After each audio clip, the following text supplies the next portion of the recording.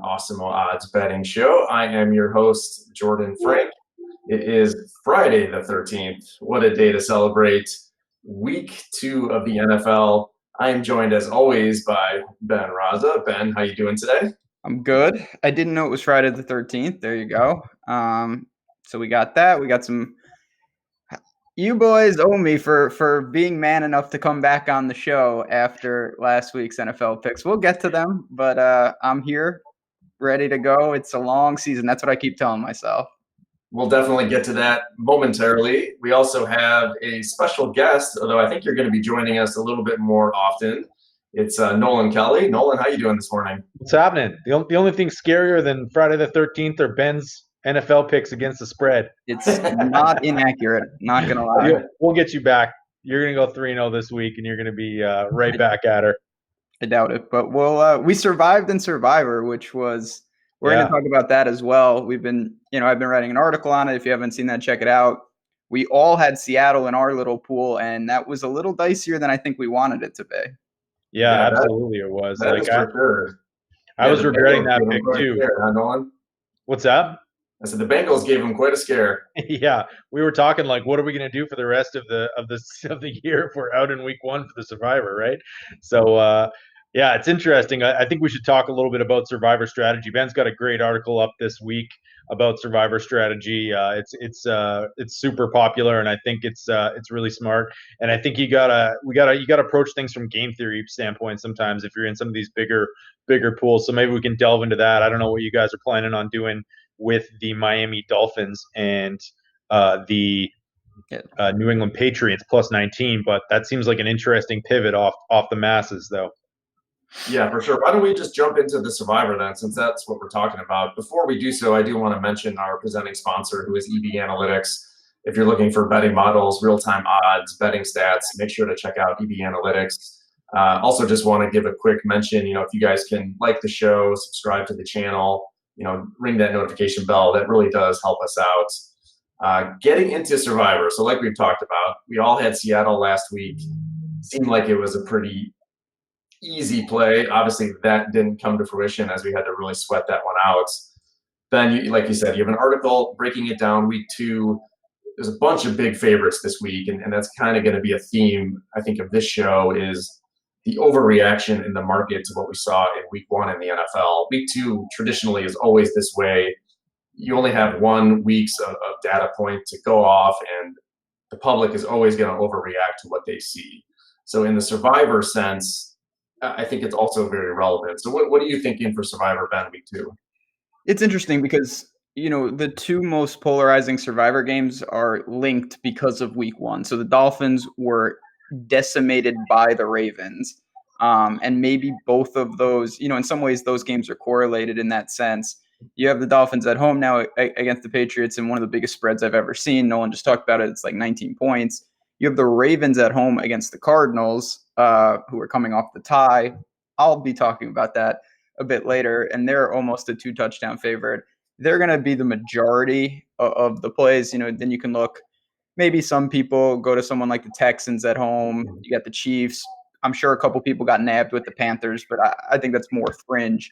For me, it really came down to the simple question of when do I want to burn the Patriots? They're obviously going to win a bunch of games this year. And for me, I was not willing to really not roll the dice, but take a free square in week 2. I'm going to save them. I'm going to use the Ravens, who I think they're going to be a good team, but right now their stock is sky high. And I think at home they take care of the Cardinals very easily. Yeah. How about you, Nolan? Are you taking a look at kind of the Survivor angle for week 2? Yeah, so I think the safest play is still going to be the Patriots. They're plus 18.5. They're not going to lose this game, I don't think, even though they've had some trouble with the Dolphins. I feel like it's so easy to overreact to week 1. I think Ben touched on this a little bit, and the Dolphins look terrible. They still to me they're not that bad. Like they've still got a couple players on defense. Who knows if Minka Fitzpatrick's going to get traded? But you've got him. You've got Xavier Howard. Xavier Howard, is that right? Am I like? I'm right on that one, right? Yeah, Yeah. that's right. Been a long morning.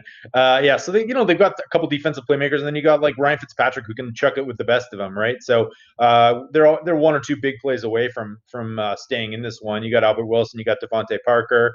So I think that like they're certainly capable of keeping this one close, and so that's kind of why I'm a little bit worried about maybe taking them if like 95% of your pool is going to be on them. It might be a nice pivot as well if you think long term. So let's say you pivot off the Patriots this week and you don't take them, and whatever, you're in a big survivor pool. 90% of people take them. Later on in the season, when you're in a week where the Patriots are again favored by say like 9 to 12 points and everyone else has burned them, that might be where you're looking for your leverage on the field there. It's not necessarily that you're gonna beat your opponents this week by not taking them, but there might be a week later where there aren't a lot of great options and all of a sudden you've got the Patriots and everyone else has burned them. Yeah, that's the analysis that I like to do, Nolan. So I have a grid with all of the spreads for the entire season and highlights different options and different point kind of barriers that I look at.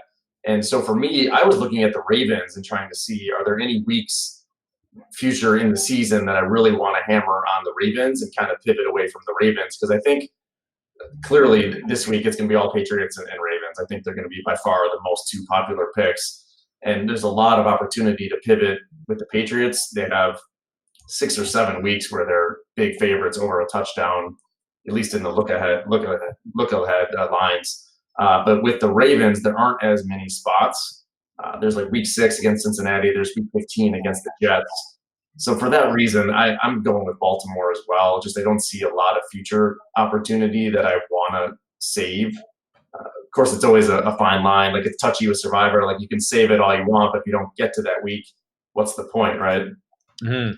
It's that balance. That's really what it's about because, if you backload it too much, you're not going to get there. But if you're in a big pool by week 6, if you use the marquee teams, you're going to have some problems. Once buys get into the equation and there's just less games, it gets a lot dicier.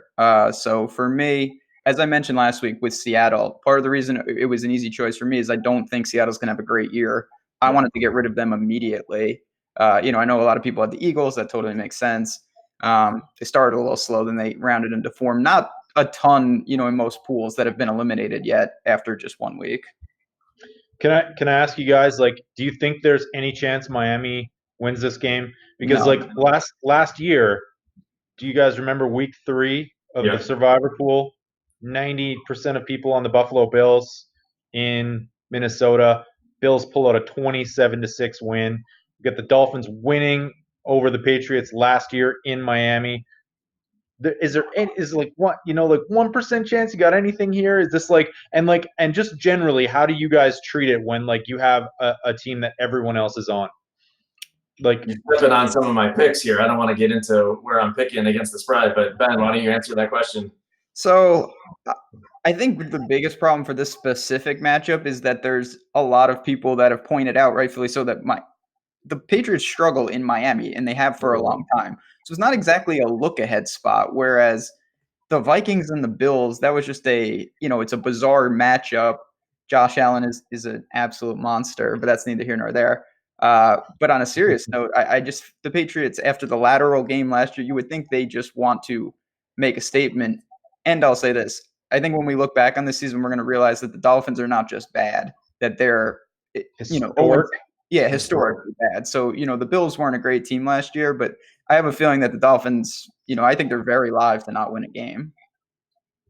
Yeah, I think you're right about the Dolphins. I think if you're ever going to get that A+ effort, it's going to be in these next few weeks before it just snowballs out of control for that team. Do you guys? So Ben, you're picking the Ravens. I'm picking the Ravens. Nolan, who you got for Survivor? Oh, I got to make my pick right now. Oh yeah. Yeah, what do you think this is, man?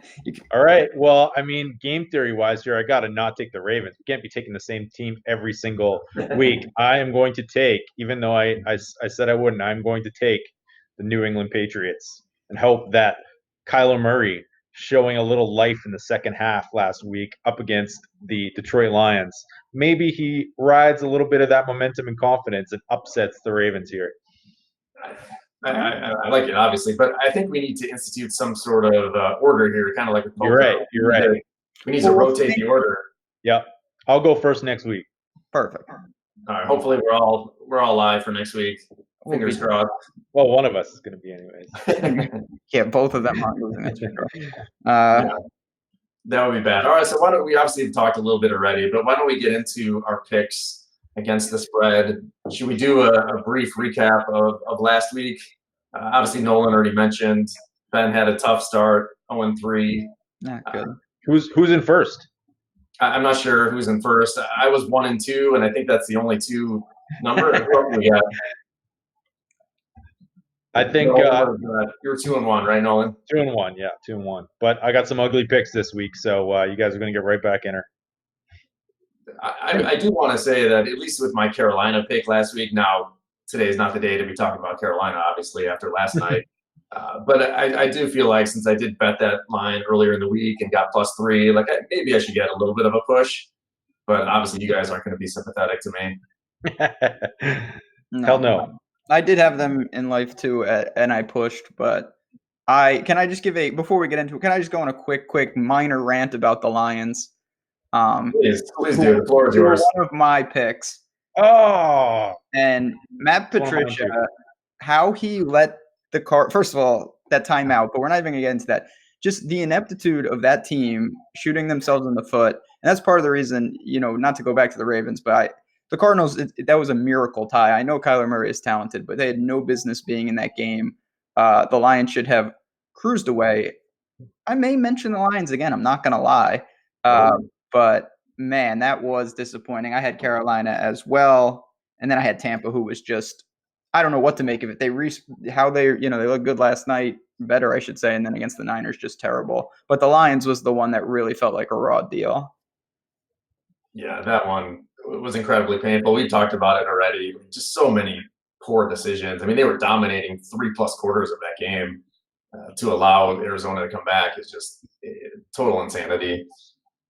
Though, like, I will say this, I think like it's tough to say whether or not it was bad coaching. I think like that's probably part of it, but also like it felt like Kyler Murray started to gain some confidence as that game went on, right? It felt like he felt like a little bit lost in the first half, and then you just started seeing him make some plays and started seeing him like you show off his arm strength and not really his mobility, but I think we're going to start to see that a little bit too. So I think that maybe we're going to see. Maybe we're going to find out the Cardinals are a little bit better. The Cardinals' offense are a little bit better than we're giving them credit for early on in the season. Well, we're definitely going to find out. I don't want to start getting into any of our picks yet, but going back to Survivor, I think it's such a tough matchup for Arizona going into Baltimore against Harbaugh, like a rookie quarterback on the road week 2. It's going to be a tough ask. But if he has a good game, then you're right, Nolan. I think we're definitely going to be a lot more bullish on Arizona going forward. Nolan, you have the honor since you are in first place. You want to give us your first pick? All right, my first pick is nice little transition here. The Detroit Lions plus 2.5 at home to the ailing Los Angeles Chargers. I always screwed up. Chargers are just so banged up right now. You got Hunter Henry, Mike Williams, Michael Badgley, Denzel Perryman, Russell Okung, Derwin James, Melvin Gordon. Like that, every year it seems like we're talking about how banged up the Chargers are. And then you put them on the road. They got to go out to Detroit. Detroit, first home game of the year. This line is I feel like it's a little bit low and should probably be closer to a pick 'em just because of the situation that the Chargers are in, even though the Chargers are a better team. But I just like this as a sneaky play here, getting. I kind of figured I'd be the only one on it, so I'm guessing Ben's on it too, though. Maybe. I don't have to say just yet because clearly I have the anti-honors. So I will pass this. I do like that pick, though. Jordan, you don't have the Lions, do you? I don't have the Lions. I do like the pick. I don't like you coming in on my territory with a home dog. I thought I had cornered that market already. I do like that pick. I think the Chargers. I was against the Chargers last week with the Colts. That was the only game that I won, and I thought the Colts should have won outright. Like they left so many points on the field. They missed 2 field goals, extra point. Like I thought they actually outplayed the Chargers. And that was before they lost Henry. they lost a few other guys. Obviously, like you mentioned, Nolan, they're still missing Gordon and Derwin James, and like they're just so beat up. Like just it seems perpetually year after year there's some issue with the Chargers. I like that pick. I can't give you any flack.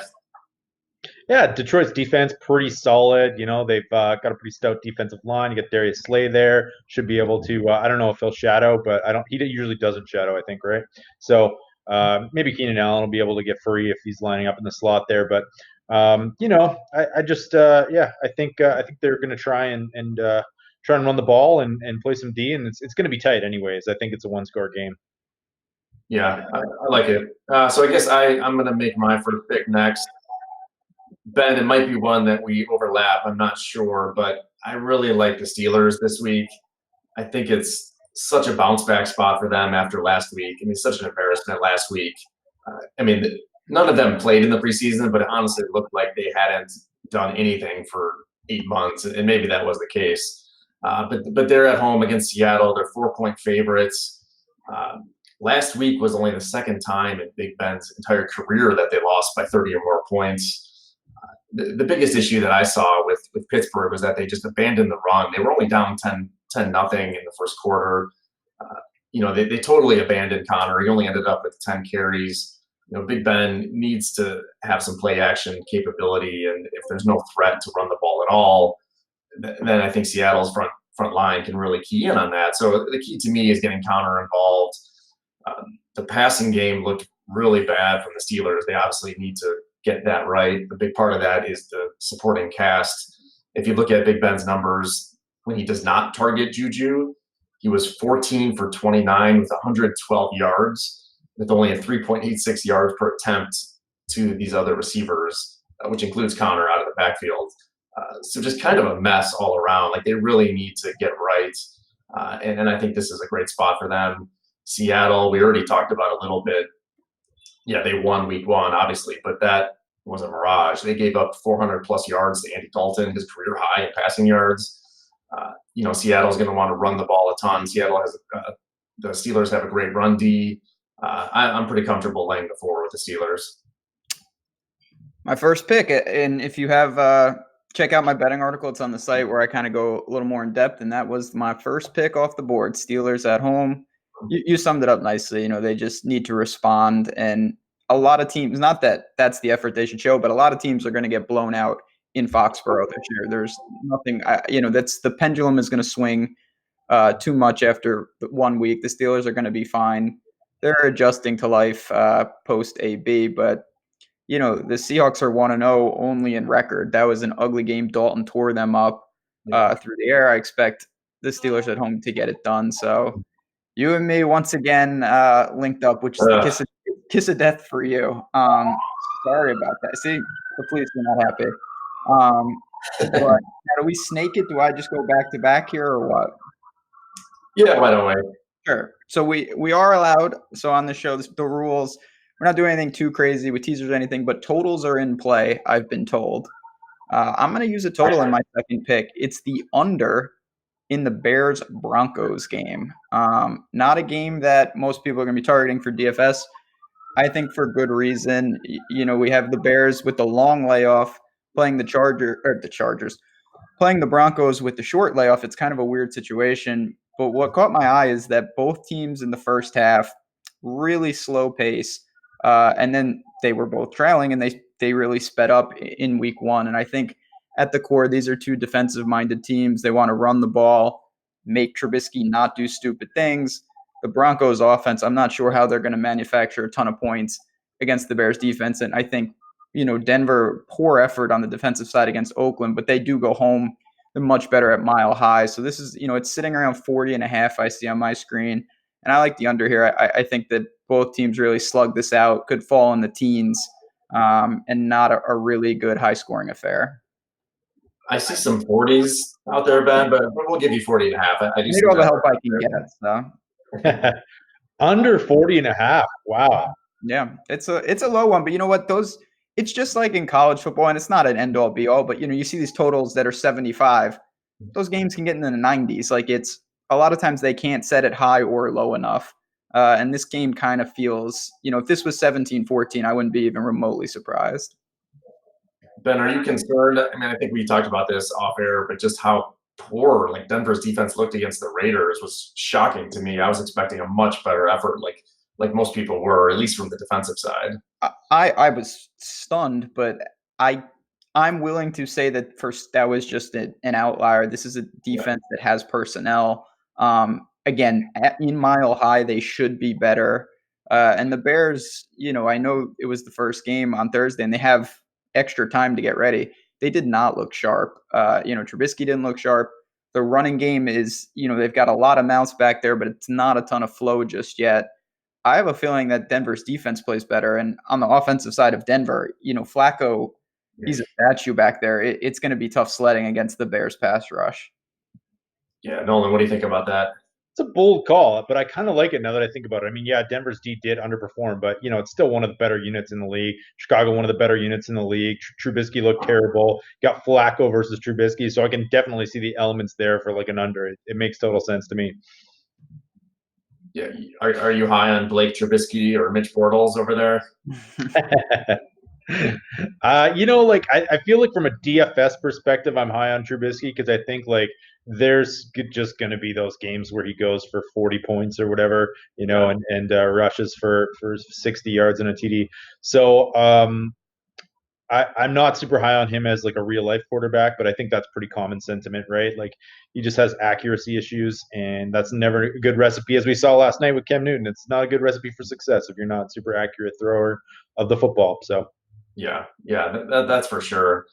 Denver was a side that I was actually looking at pretty strongly. It's not one of my top favorites. I kind of leaned Denver in that game. Again, the home dog, short week against a rested team kind of worries me, but not one of my 3 picks. But I kind of do lean Denver in that game.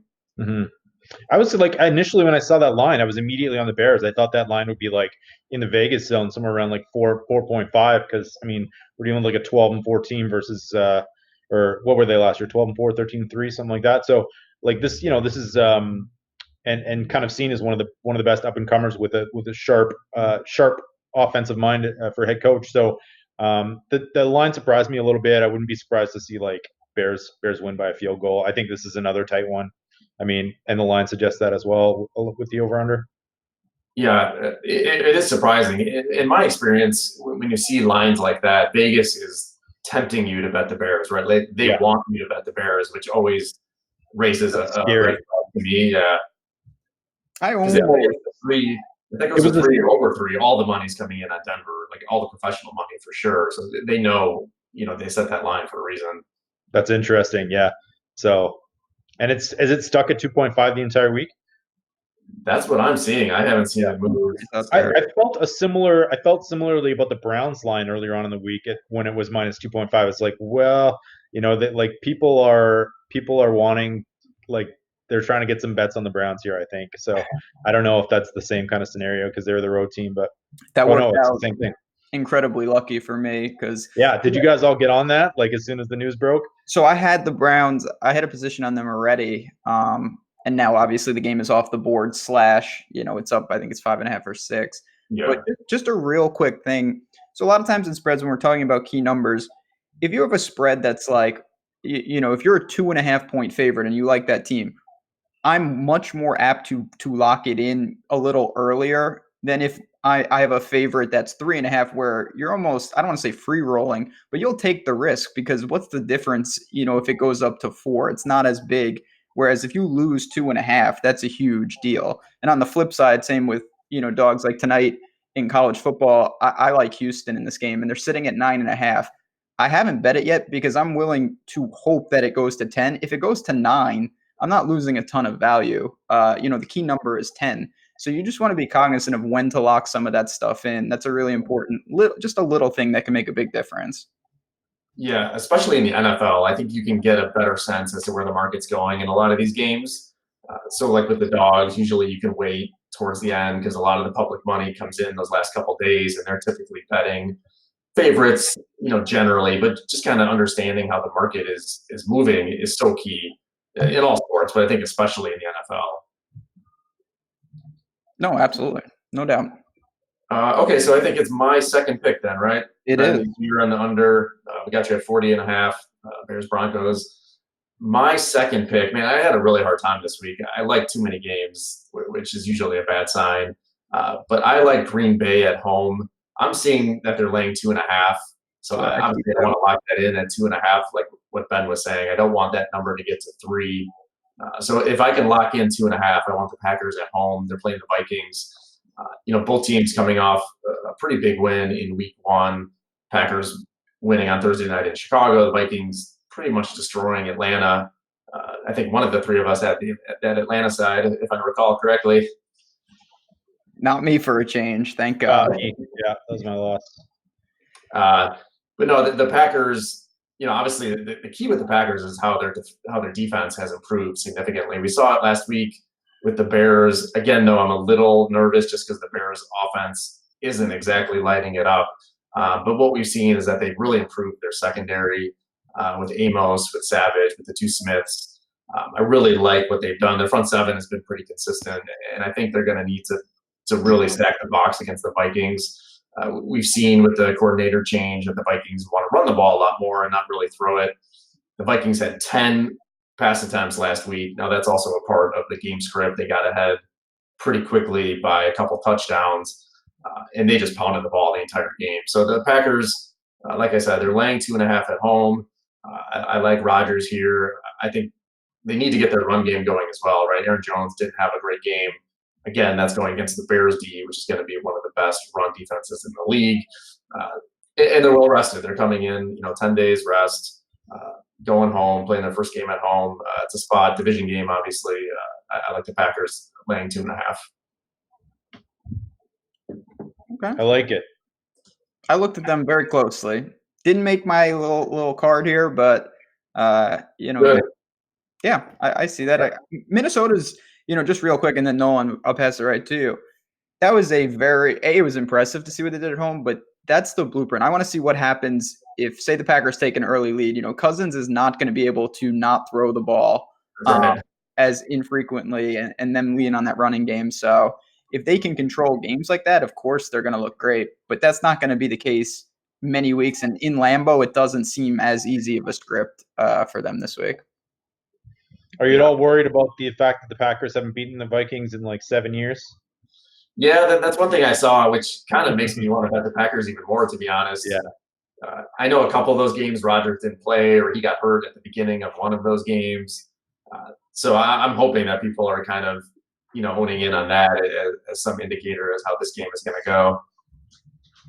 I think the Vikings fans are real confident about this one. I'm seeing a lot of chatter on Twitter, so I'm Nice. with you. I love that line -2.5 if you can still get it. I'm seeing -3, but I'm not that I'm debating that you don't get the -2.5 there, Jordan. But if you can get it at -2.5, I think you'd lock that in for sure. Yeah, the juice is definitely moving, so it's heading towards 3. Like one book that I see right now has 2.5. You have to lay -120, so that's an indicator that basically they're ready to tick it up to -3. So if you see that and you like the Packers, you got to lock that in. You got to pay the extra 10 cents and just lock in that 2.5. Yeah. All right, Nolan. How about you? What's your second pick? Trying to fix my strobe light thing going on here. I don't know. I got to fix my lighting. So I like I'm with Ben. This is my favorite pick of the week to start. Now I'm starting to second guess it a little bit just because the line's a little bit high. But I like the Steelers -3.5 over the Seahawks. Big Ben, when he fails to throw a touchdown pass the week after, the Steelers are 26-3. The Seahawks have not fared well going east recently. Their record against the spread, I think, is 1-4 in their last 5 in East games. The Steelers are 15-3 straight up in home openers and 8-1 straight up following a loss of 20 points or more in the Roethlisberger era. Then you have the matchup where the Steelers are one of the more stout run defenses in the entire NFL. They do not give up a lot of yards easily, so that's probably going to force the Seahawks to pass the ball, and the Seahawks don't like to pass the ball, so this is kind of like two conflicting wills. It's going to be a battle of wills here, a team that wants to run and a team that wants to stop or a team that's really good at stopping the run. So I like the Steelers here just because they're at home. They got embarrassed last week, bit of a gut play. Seahawks going across, traveling to the Eastern time zone. That's always a nice narrative, even though it's probably not all that predictive. But yeah, I'm with you, Ben. Let's go. Let's Steelers plus 3.5. Are you guys at all worried about that little extra? I always hate betting these plus 3.5 or minus 3.5 teams. No, we're all on it. That was my first unanimous. So right. yeah, losing. Oh, you're on it too. Yeah, of course. But no, we'll lock that in. So we're snaking it back. So Nolan, you got one more to close it out. What say you? Are we concerned that all three of us are on the Steelers? Yes, I'm very concerned. Very concerned. Like, yeah. It's a little bit concerning for sure. So my last pick is a really exciting one. I am going to take the Dolphins plus 19 at home to the Patriots. I just think there's a possibility that it's a tighter game than we think it's going to be, and then there's always the chance of that backdoor cover. The Patriots are one of those teams that you don't often see the backdoor covers because Belichick likes to rub salt in that wound. So, but the Patriots have a lot of distractions this week. The Antonio Brown saga is going on. The Dolphins got embarrassed last week, and they might just be horrible. Like there's no doubt in my mind this game could be 37-3 at the end, and I will look like an idiot. But I like the plus 19. I like early on in the season to kind of pivot off some of the overreactions that you see in week one because maybe things aren't as bad. A lot of teams tend to not play their starters in the preseason, or you just don't have enough reps to go on. And then the final thing is just having Brian Flores, having coached against the Patriots before, maybe he's able to suss out what the Pats are going to try and do. We saw it last year with Patricia beating Belichick in Detroit. So all a bunch of narrative driven stuff, but I think 19 points is a little bit too high. What say you guys? Am I crazy? I have no deal on the game. I think the Patriots are going to win by how much. This would be another indicator because, like I said, everyone is reacting to 1 week, but this is a Dolphins team that, talent-wise, they might just be so inept that they're losing by 30 points often. So we'll see. But you're right, the Dolphins always give them trouble, especially down there. I just am not sure if I see that this week. I've got some interesting stats that I can also kind of throw out there for you, Nolan.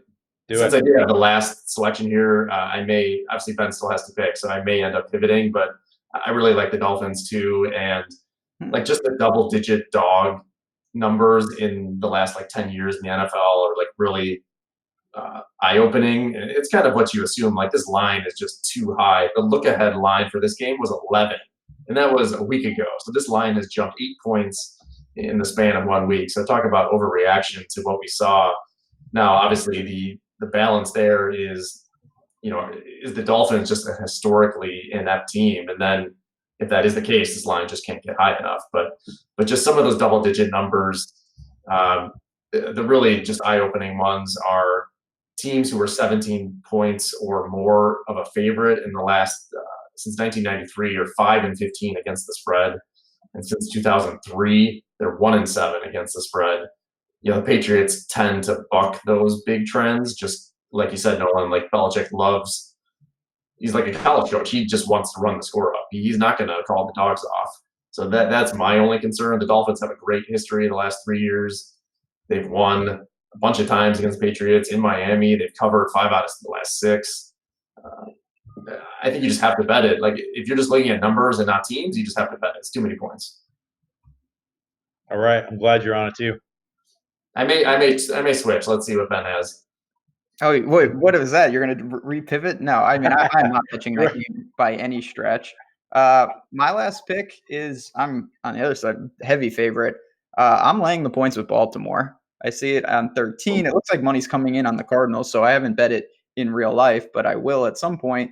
Maybe it'll drop just a bit. But this is a situation I know they're sky high, but one thing I want to point out is John Harbaugh always plays. The Ravens have an absurd preseason streak where they come into the season a little more ready to play than other teams. It feels like it's because they play their starters in preseason. So if they don't get people hurt, it is an advantage. This is a spot, though, I'm kind of piggybacking on what we saw last week. The Cardinals were at home, and I did not think they're impressive. And now they go to Baltimore. If they're going to play fast, and we know Kingsbury wants to, it's just a situation. I think there's a reasonable outcome. This game gets away. And unlike the Lions, if it does, and Kyler is dropping back often, this Ravens defense is not going to let up. And, Lamar Jackson has been impressive. Is he going to be throwing 5 touchdowns every week? No, but the running game will be solid. They will do enough to really just, I think, control the game. It has a feeling to me of like a 31-10 type game where the Ravens just really stifle the offense. They're going to get plenty of possessions thanks to Kingsbury's, wanting to play so fast. And at home, it's a spot where I really think they do lay it down. Under 2 touchdowns, I'm going to lay the points, even though it is a lot. That is a lot of points. So are you considering at all teasing it down to under a touchdown if it stays at 13?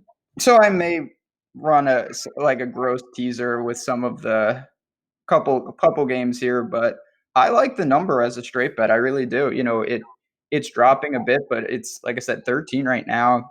I have no problem with that. And it's mostly because, again, I think the Cardinals are going to open up, just with how fast they want to play, some big range of outcomes. And it's a type of game, if you're ineffective, it's just going to mean you're ineffective for, I don't think it's kind of a binary thing for me. I think that if the Cardinals can't move the ball, they're going to struggle repeatedly. And that's just going to give, a Ravens team that wants to pound the ball and wear the defense down. It's going to be a tough ask for the Cardinals defense in games where, they're on the field for long periods of time.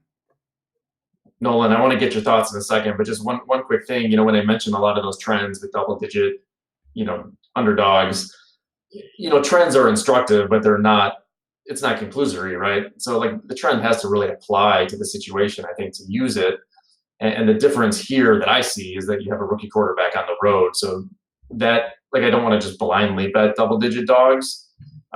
When it gets to 19, I might, but when you're talking 13, it's still a big margin of difference here. And I'm not going to be betting the Ravens, but I do see the logic there. Yeah, and a question from chat, just to add real quick, and then Nolan, I want to get your thoughts. Bradley just asked about, do you think, to me, about the Baltimore running backs being better than Detroit? Because Arizona, the one thing they did was stop the run. And for me, it's just a situation. It's a little it's a more dynamic play set with Lamar. He's efficient, and he looked efficient in the passing game, mostly because teams are really, trying to stop that run. And he has Andrews, Hollywood Brown. That was absurd. We're not going to see that every week. But to me, the coaching thing is a real scenario. I look at the Lions game, and I think that just shows how inept they had a stranglehold on that game. Harbaugh, I trust infinitely more than Patricia. And so for me, the personnel is not that big a deal. I think both teams were apt to really lay it on the Cardinals, and the Lions just didn't execute down the stretch. Do you guys, can I ask you a question? Do you guys have any insight as to whether or not high-paced teams perform better or worse against the spread? It seems like with the Cardinals and their 22 seconds per play, that's going to lead the league. I think if they continue on in that place, there's no doubt about at that pace. There's no doubt. Does that, in your minds, or do you have any data that says those teams are more likely to, if you're a bad team, you're more likely to have the score run up, or you're more likely to keep the game close? Logically, it seems to me if you're a bad team and you're running at a high pace, then you're probably likely to have more scores run up on you. But I would say, yeah, I think especially when you correlate how poor the Cardinals defense is. Yeah, exactly. All the injuries and the suspension to Peterson, it's just a recipe for disaster. And like Ben is saying, this game could get out of control. Miami's secondary isn't even that bad. I like some of their guys in the back end. You mentioned Xavier Howard. Yeah, I like him a lot. And Carolina or the Cardinals are starting UDFAs in their secondary. Yeah, it's not good. And Tremaine Brock, who made a pretty good play on Kenny Golladay for the win there. But other than that, it's actually pretty surprising how bad that secondary is, and they don't have much of a pass rush. There's nothing here. So I could definitely see Baltimore running this one up, and in I think in DFS as well. If you want to go back to the well, maybe it's like golf, Ben, where people don't want to take a winner 2 times in a row. You could have a little bit of that going on. So maybe we'll see. In long term, I want to see, college. We don't need to go down this rabbit hole, but in college football, you have a ton of guys on your sidelines. The NFL, it doesn't work like that. You can only dress a finite amount.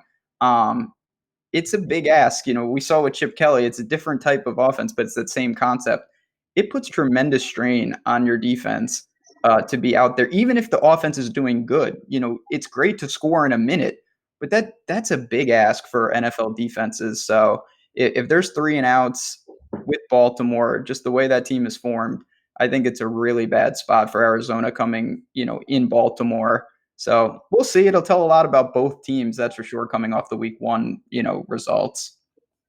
Yeah, agreed. And so we're down to my third pick. I guess I'll just be locked in then. I was contemplating pivoting, even though I said I wanted the Dolphins. So me and Nolan, we're going to take the Dolphins at plus 19. And we already talked about the reasoning there. It's just too much of an overreaction for me and too many points.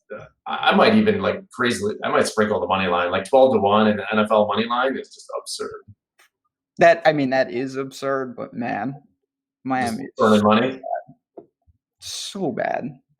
You see Fitzmagic. He always has one game a year or 2 games where he wins somebody $1 million in the Millie Maker. Happened last year. Happened maybe the year before too.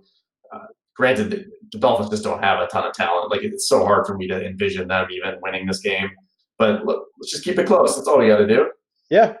All you need is one Albert Wilson or Devontae Parker 60-yarder, and that'll be enough.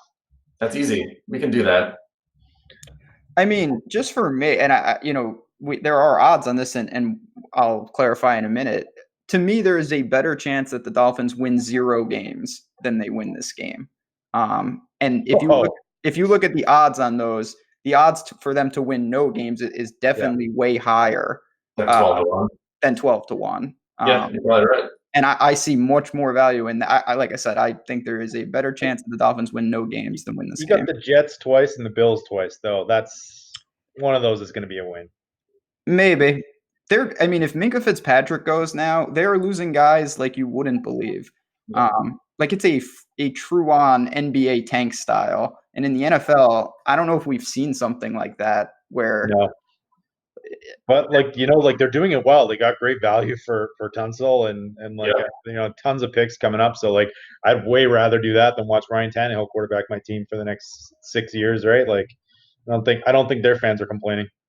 I tell you what, now if after my shameful week 1, if the Dolphins win this game after I just said that, I'm actually not coming on the show next week.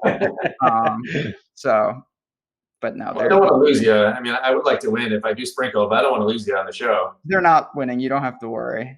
That's not happening. Your phone's going to be blowing up. Yeah, we'll see. It's going to be a fun week. Yeah, for sure. All right, so we've each given our 3 picks. Are there any other games you guys want to highlight, just like a quick honorable mention pick that you like as your 4th one, or do you want to move on? I know we like to talk college just for a few minutes at the end, but Nolan, was there any other NFL games you were really having a tough time deciding? I think you hit that one. I think I Green Bay minus 2.5 I liked. That's really it. I think you guys talked me off. I was on Chicago, but I think you guys talked me off that one. It's a tough call because you can see kind of a lot of conflicting narratives there where I think Chicago's a better team. They're coming in on 10 days rest, but the Denver D drastically underperformed. You got to have some respect for Vic Fangio there too. So I don't really have anything else that sticks out to me. The one line I do think is a little bit high is maybe Jacksonville at Houston. Gardner Minshew looked really polished in his first start, and it's not and if he's polished and accurate, that's not a huge downgrade over Nick Foles. The core of this team and what they're going to try to do is still the same, and that's going to be to play defense and run the ball. Houston's pretty good at defending the run, so there's going to be some conflict there. But Jacksonville has the 2 best perimeter corners in the entire NFL, so it's kind of like a strength-on-strength matchup, divisional matchup. 8.5 seems high to me, so I would take the Jacksonville side of that, especially considering Jacksonville were just 3.5 dogs at home to the Chiefs last week. Yeah, don't remind us. So Ben and I were both on Jacksonville last week against you, Nolan. I thought you were so sharp, actually. I was like, why didn't I see that line? So it's a bad beat. But that's an interesting game. I'm not going to have a position. I will say that Gardner Minshew, he looked really good. I'm a little skeptical that a lot of it was more against, somewhat prevent D, and certainly the Chiefs were not prepared for him. The Texans will be prepared. I wouldn't be stunned to see him struggle. in this, but we'll see. That does correlate. I'm going to sneak in a college play in a couple minutes to Washington State, who I do want to talk about. He was the quarterback there last year. Ben, any other games that you were really looking at, having a hard time? Not really. I mean, the one game, no one just talked about it, but I was more on the other side. If the Broncos go to 3.5, if for some reason that line steams, I will probably take a position on them. I like them at home in the spot. A lot of pressure. This is a game, feels bigger than it should be, but the Bears, they need it, and Trubisky needs it. If he plays really poorly and they go to 0-2, there's going to be major storylines coming out of Chicago. And although the Raiders that was really disappointing, I'm still banking that this, like you said, Vic Fangio should be an improvement to an already good defense. I'm not sure if Denver can score enough to get there, but for me, and I think it's going to be really low scoring, I'm willing to take 3.5 in a game like that if it gets there, but may not be a play when all is said and done. Yeah, I'm in the same boat with you there. And Chicago is already talking, like in the media, how poor week 1 was. But if they lose that game and they're 0-2, you start hearing all the stats about 0-2 teams, how hard it is to make the playoffs. It's just going to be an avalanche against Trubisky. So he does need to have a decent game here. I think you're right on that. What do you guys think of Atlanta? I really like Atlanta as a home dog against the Eagles. Obviously, Atlanta underperformed, had a tough matchup at Minnesota week 1. I think going home could be a get-right spot for them. And the Eagles, we talked a little bit about it. Like, that almost blew up so many people in Survivor. Like, they really struggled that first half. I think the Redskins are a little better than we're giving them credit for.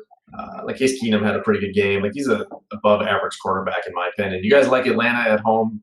I got some thoughts. I think, like you saw with the Eagles, that I think that they kind of they turned it on in the second half. They really didn't play a lot in the preseason, so I'm willing to give them a pass on that. The Falcons, when I first saw this line, I thought Falcons were a bargain as well. At home in the Dome. Philly just has such a much more talented roster, though. That's the only thing that I worry about. It's like Philly can beat you on both sides of the ball. Their defense is better. Rather than bet this game, what I think I'm going to do is just try and opt to get as much Julio Jones in DFS lineups as I can. I feel like there's going to be some strong correlation between the Falcons' success and Julio, and he's destroyed the Eagles in the past. He has a really good track record after he has a bad game, and these Eagles cornerbacks are not very good. So I don't know. I'm not with you there. I don't know, but I don't think it's a bad thing. I just think, the Eagles are a better team than the Falcons right now, and it's kind of tough to trust the Falcons after they laid that egg last week in Minnesota in a dome too. Yeah. Ben, you have any thoughts on that one, or you want to move on? Not really. The Falcons are a team I bought in the offseason a bit. It's the kind of game they have to win if they're going to be the team that I think they can be, but I'd be stunned if I have any bet on this game whatsoever. Understood. Those home dogs always catch my eye, so that was one. Obviously, the Bengals we talked about a little bit. It was another game that I was really eyeing with the 49ers on the road again 2 weeks in a row. But why don't we jump real quick, Ben? And obviously, you have a lot of content being pumped out on the site. NFL and college football. So tonight there's a couple games. I know you already teased the Washington State Houston game. Do you want to give us your thoughts on that game? Sure, real quick. And Friday up on the website, Saturday I am writing right after the show. It'll be up, both betting and DFS, so go check that out. I do want to just talk real quick about this game tonight. It's at NRG Stadium in Houston, and Houston is a 9.5-point dog at home, I guess you can say. They played Oklahoma in week 1. They looked pretty bad. They did end up covering that game. Then they played Prairie View A&M, who's not a real team. On the Washington State side, they went from Luke Falk 2 years ago. Gardner Minshew slid in and was phenomenal. He graduates. They got a guy named Anthony Gordon now who, barely thrown any passes so far, 9 touchdowns, 1 pick. But they've played, 2 cupcakes, New Mexico State, Northern Colorado. I may be in the minority, but I think Houston can play with them. Dana Holgorsen going to control the ball. They want to run it, even though it's a dynamic team. They have a great dual threat quarterback in De'Aaron King. And I just am not so, Washington State, I know it's somewhat plug and play with Mike Leach, but, the over-under is north of 70. So points are going to be up there. I think for Houston, they want to as up and down as possible. Slower the game, I don't think that really favors them. But I think they're going to be able to move the ball, not just on the ground, but through the air. And at home, Washington State's much better in Pullman, which is not surprising. Well, most teams are. I thought it was just too many points. If this gets to 10, I'm gladly going to take it. But even if it doesn't, I'm rolling with Houston tonight in a should be a good game. I hope. Yeah, big total obviously on that game when you have Houston right, sitting at 74 right now. A lot, yeah. I'm surprised the money line seemed pretty low on Houston. I wonder if they're kind of hedging. They don't want to take a big liability on that Houston to win the game. I may sprinkle on it. I think they are live, and like I said, they have De'Aaron King is a player. I hope they open him up more because he can really move. Great speed, good enough passer. And Holgerson coming from West Virginia, he's a good coach. I'm a fan of him, so we'll see. It's just Washington State seems to have some type of system where these guys slide in and, they don't get sacked and they just really rack it up. But this is going to test them. We don't know about Washington State just yet. The two teams they played are, they're just atrocious teams, unfortunately, those programs. So this will be the first test on the road. I'm willing to kind of infer and maybe try to beat the public that Washington State is not that good. Nolan, are you a big college football fan? Are you following any of these games? This is all like gibberish to me. I got nothing for you guys. I'm sorry. No, that's why you read my article. Iowa doing 1-0? They're on the site. But I wanted to ask you about one or maybe two quick games, Ben, and then we'll get out of here. There's a bunch of freshman quarterbacks playing tonight and into tomorrow. There's a few that kind of caught my eye and really wanted to get your opinion on it. I think the first one, why don't we go with USC at BYU? You got this guy, Kadon, I'm not sure how to pronounce it, Kadon Slovis, who's the new freshman quarterback at USC. They're traveling out to BYU. We don't need to get into last week with BYU Tennessee. I don't want to, I know that's kind of a sore spot. So what are your thoughts on that game? Have you looked at it? Yeah, I was in Hoboken for that one. So I did look at it, and last week USC and Stanford, battle of backup quarterbacks, and certainly USC got the better of them across. I mean, they didn't miss a beat. They looked sharp. BYU is a team I am obviously having trouble. I thought Tennessee should have beat them, and then I watched the game, and I was even more sure they should have beat them. We saw Utah dominate them in week 1.